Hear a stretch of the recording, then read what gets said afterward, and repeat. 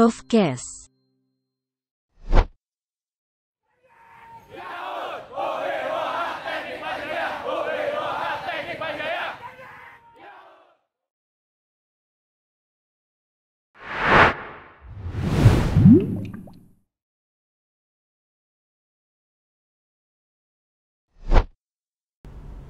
Assalamualaikum warahmatullahi wabarakatuh. Pemirsa, pencinta program Profcast FTUI. Bertemu lagi dengan saya pada acara Profcast, di mana Fakultas Teknik akan men-challenge atau menantang orang-orang hebat yang ada di Fakultas Teknik untuk berbicara keilmuan dengan bahasa santun dan mudah difahami oleh masyarakat.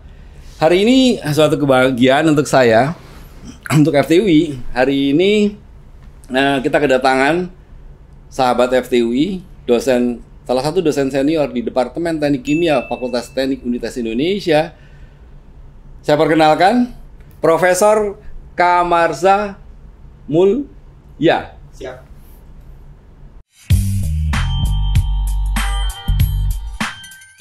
Beliau bersama-sama saya akan menceritakan tentang penelitian hebat dia. Menarik untuk ke Prof. Kamarza.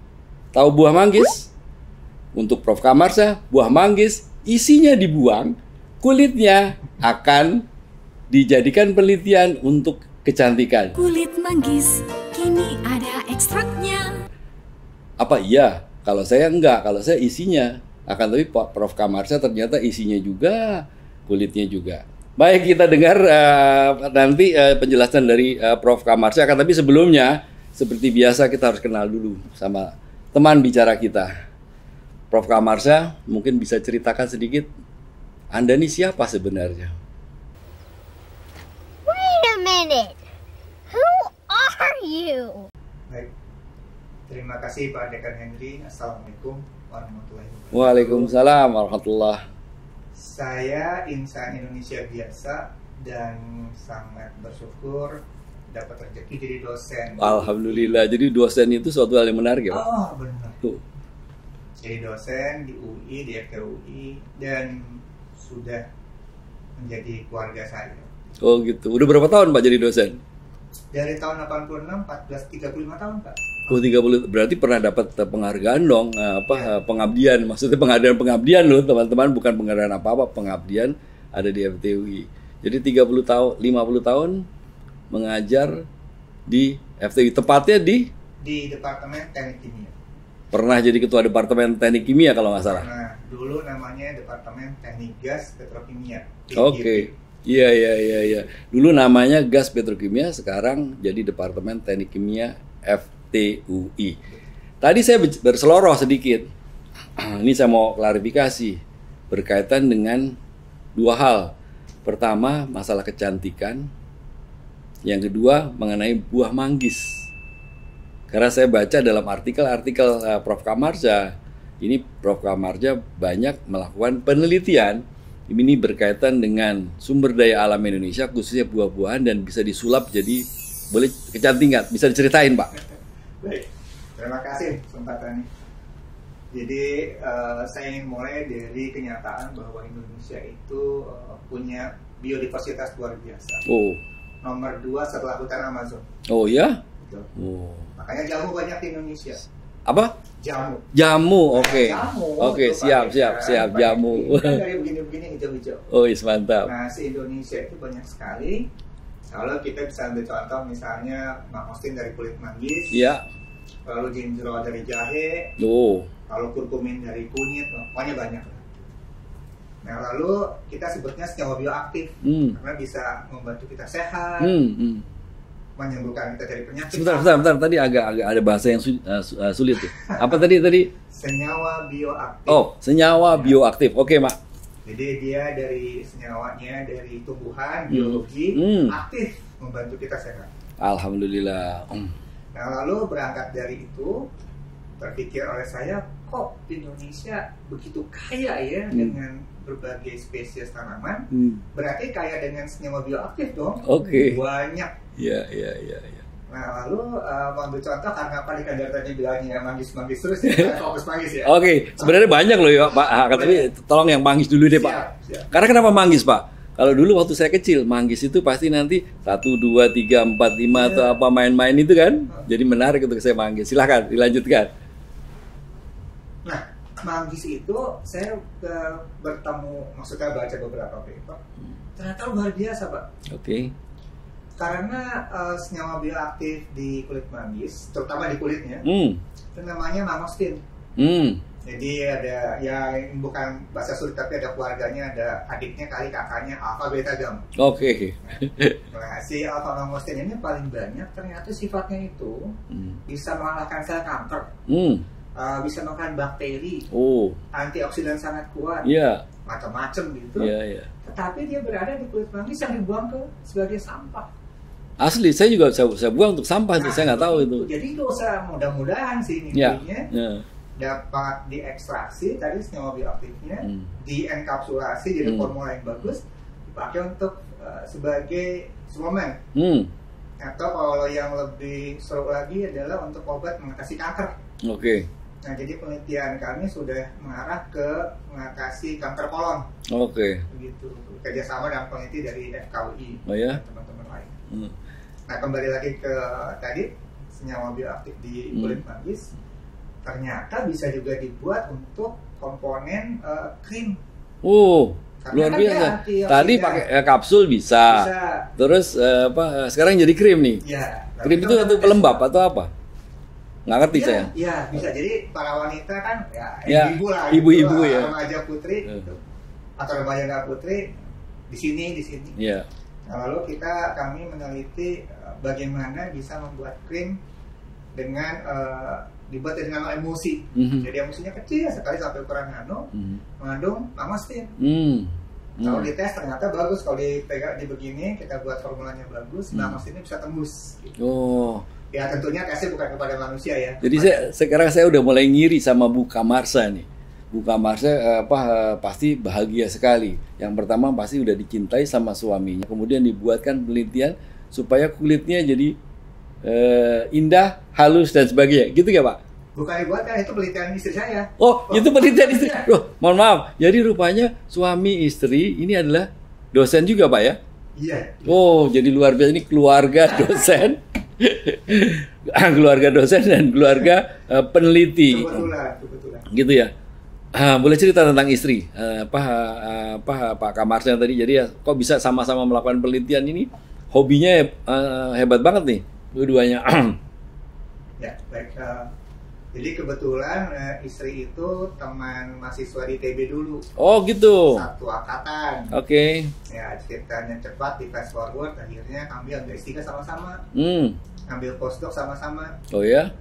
Ya. Lalu pulang dari Belanda setelah postdoc. Pulang tahun 2010, kok rasanya dulu penelitian saya termodinamika. Ini Pak Eli kan jawabannya termo banget. Iya, termo banget ini. Iya, siap. Enthalpy.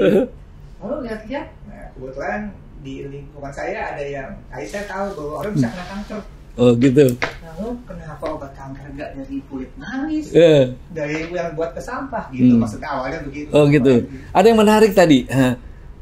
Beliau suami istri jadi dosen di Departemen Teknik Kimia FTUI. Tadi dibilang dia ternyata sekolahnya di ITB tadi ya. Yeah. Jadi anak ITB menjadi dosen di Fakultas Teknik. Biasanya kan saya sekolah di Fakultas Teknik, jadi dosen di Fakultas Teknik, atau di Gajah Mada, jadi dosen di Gajah Mada. Akan tapi ternyata FTUI itu juga menerima dosen-dosen yang boleh saya katakan non lulusan FTUI. Nah, ini ada kendala apa nggak kira-kira Pak selama Pak Kamarsa menjadi dosen di Fakultas Teknik? Jadi kendala itu dalam arti gini, apakah lu kan bukan lulusan FTUI kan, apakah itu ada di Fakultas Teknik? Karena ini mungkin menarik untuk pemirsa juga yang nanti mungkin pengen jadi dosen di Fakultas Teknik. Menurut saya kayak gitu. Iya. Jadi menjawab pertanyaan Pak Henry, sampai hari ini belum ada Pak. Alhamdulillah. Tetapi begini Pak Henry. Jadi misalnya ketemu sama teman kolega nih, TUI dosen gitu. Lalu dia ketemu, Masa, Anda bukan alumni UI kan? Lo sih ketawa aja pas. Ya mau ngapain, biarin aja. Lah iya, biarin aja gitu ya. Jadi seperti saya bilang tadi, udah jadi rumah saya Pak. Oke. Hidup kita sekali, ini rumah saya. Oke, jadi luar biasa ini Prof. Kamarsha. Ternyata FTUI udah menjadi rumah kedua beliau. Bahwasanya beliau akan berinteraksi dengan teman-teman itu suatu hal yang layak-layak saja, biar-biar saja kan. Tapi ternyata tidak ada kendala. Silakan ke teman-teman yang mungkin bukan lulusan FTUI pengen jadi dosen di FTUI, sudah ada buktinya, contohnya. Ada yang menarik juga siang hari ini nih. Saya perlu informasikan, kebetulan saya menggunakan batik karena kemarin hari batik. Tapi Prof. Kamarsha ini menggunakan kaos. Ada tulisannya nggak tuh Pak? Profkes. Jadi bagi siapa yang berani menerima tantangan di acara ini pasti akan mendapatkan souvenir kaos yang berjudul Profkes. Ya Pak Kamarsha. Oke, balik lagi tentang penelitian. Udah pernah dapat penghargaan dari penelitiannya Pak? Saya nggak tahu kalau termasuk. Ini biasanya kalau orang yang hebat itu dia suka lupa kalau dia dapat penghargaan. Iya, ini bukan penghargaan kali Pak, cuma termasuk daftar dikti. Paten udah dong pasti. Paten alhamdulillah udah. Oh, itu juga merupakan suatu apresiasi atau penghargaan menurut saya. Jadi luar biasa. Nah, sekarang yang lagi ngetren adalah hilirisasi dan komersialisasi hasil penelitian. Benar. Nah, gimana kalau tadi bicara pelembab kulit, udah bicara untuk kanker, untuk segala macam, apakah sudah ke sana atau lagi mengarah ke arah sana? Inginnya ke situ. Oh, inginnya ke situ. Jadi, berarti pengen banget. Tapi apa saya boleh cerita riset saya supaya bisa ke arah hilirisasi? Ya? Boleh Pak, yang lainnya juga boleh, bukan hanya manggis tentunya. Oh, oke. Silakan Pak. Jadi tadi sudah cerita snowmobile aktif kan harus diekstraksi nih. Iya. Nah, lalu kami di Circle itu menggunakan namanya Deep Eutectic Solvent atau DES. DES ini dibuat dengan campuran A sama B, solid-solid padat-padat jadi cairan gitu. Pas dipatukan diaduk jadi cairan. Jadi seru lah. Serunya karena tadi DES itu biocompatible. Nah, bahasa maksudnya buat tubuh kita. Jangan pakai bahasa yang susah Pak. Lupa. Jadi ulang lagi. Iya. DES itu ramah kepada tubuh. Udah gitu dampak pada lingkungannya minimal. Oke. Kalau kita punya parut metanol kan menguap tuh. Iya. Kalau dia di hidung kita enggak kan.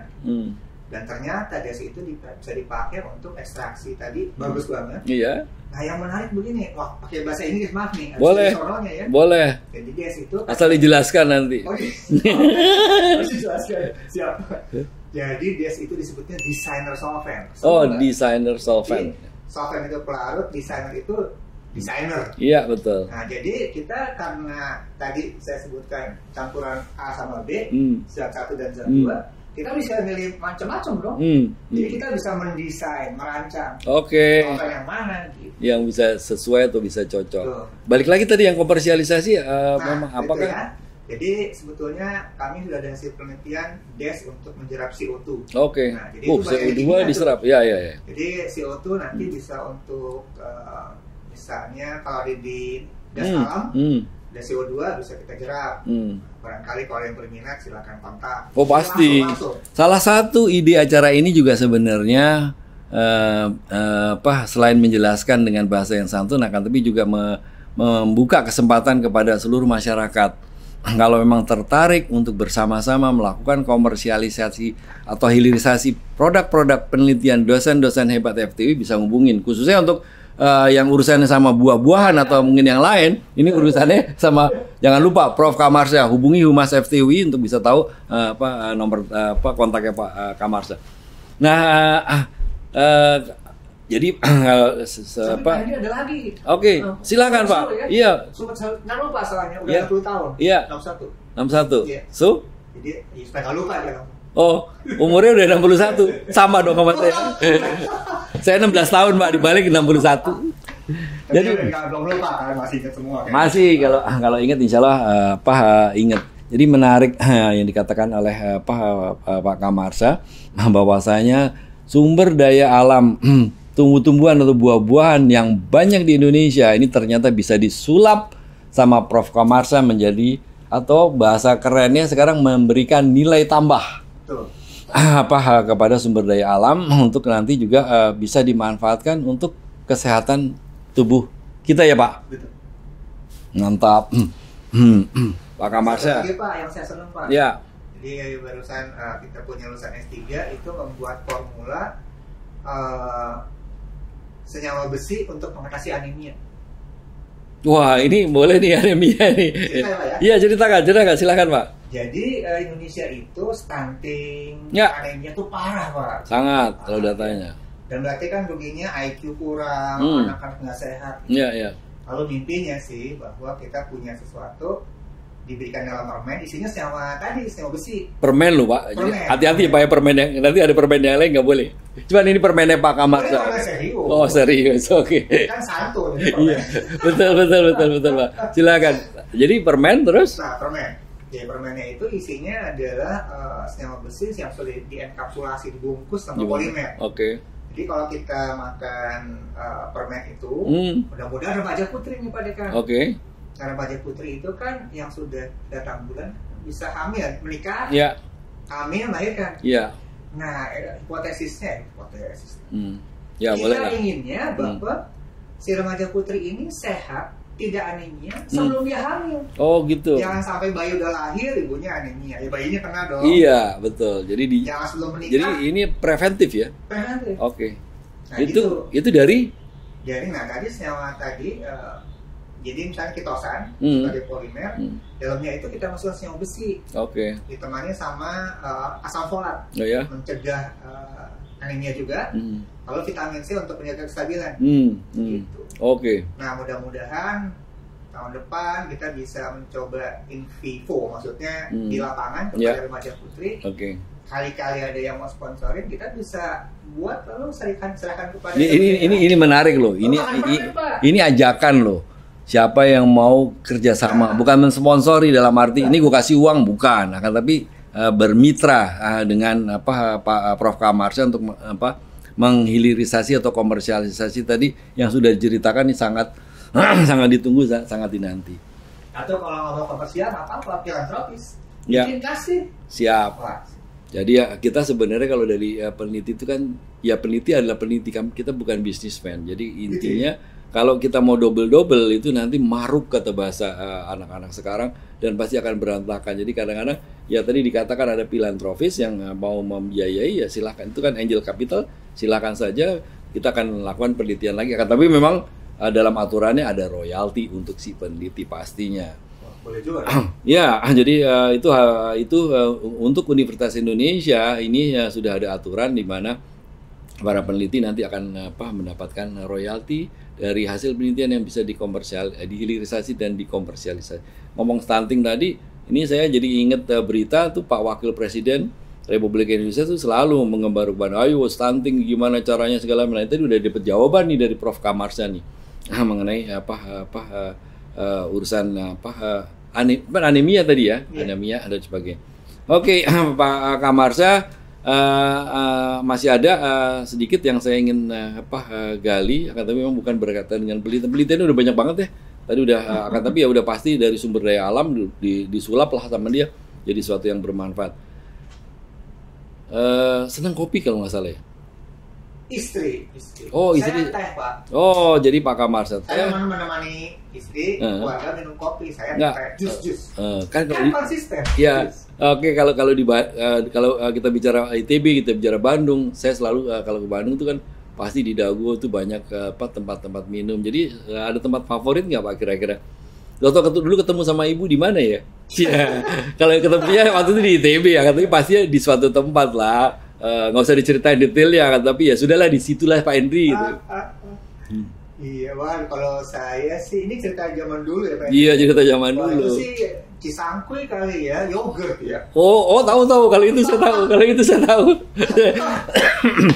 Nah, itu standar tuh. Oh, itu standar ya. Oke, jadi sudah sampai di situ saja. Sudah berkeluarga, putra putri ada berapa?